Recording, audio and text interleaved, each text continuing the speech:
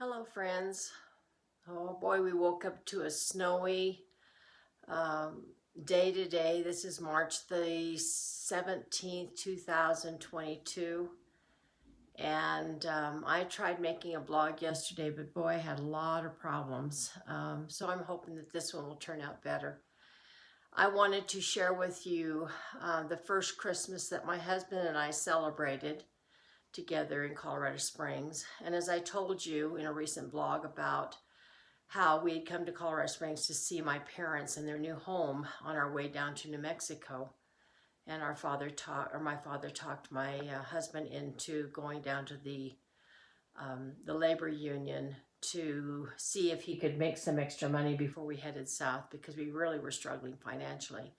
Here we had a baby on the way and didn't have much of a savings, and so my husband went down to the labor union expecting to apply, and they put him to work that day.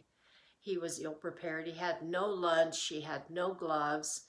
He'd been in the Navy. He'd been a computer programmer on the USS Niagara Falls, and hadn't done hard work for quite a few years. So he came back with blistered hands, almost bloody hands, aching from head to toe.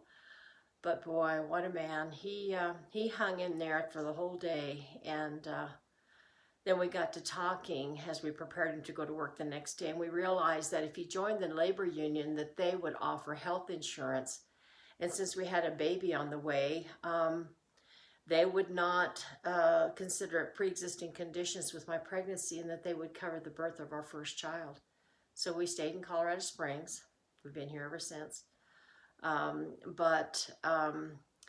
Right after he got a job, we signed a 6-month lease at the Serendipity Apartments. Isn't that a fun name? It was on Serendipity Drive.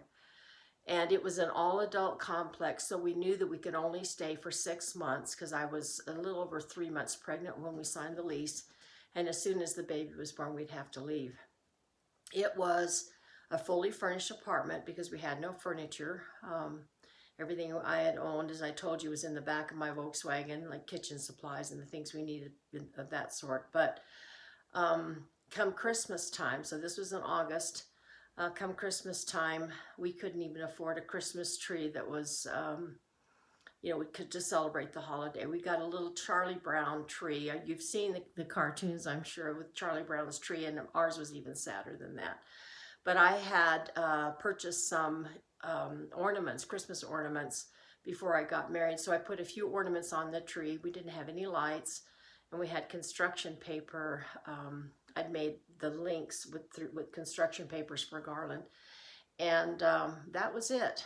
And then we could not afford presents for each other, so I took the name tags that go on Christmas presents and I wrote IOUs to him. I wrote, I owe you one pie, I owe you a good mood, I owe you a smile, a hug, whatever.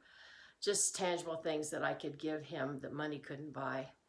And do you know that man kept him in his wallet for years and years? And he one time pulled out one of the cards that said, I owe you one pie.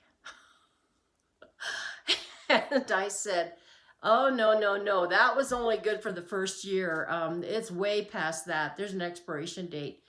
And he pulled it out of his wallet. He still carried him in his wallet, and he said, see here, no expiration date. So I was on the hook for a pie.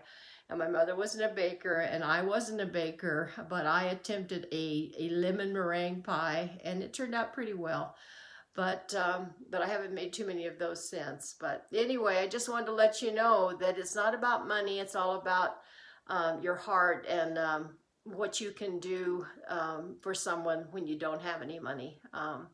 So anyway, I hope you enjoyed this story, and I look forward to seeing you again. God bless you, my friends. Bye-bye.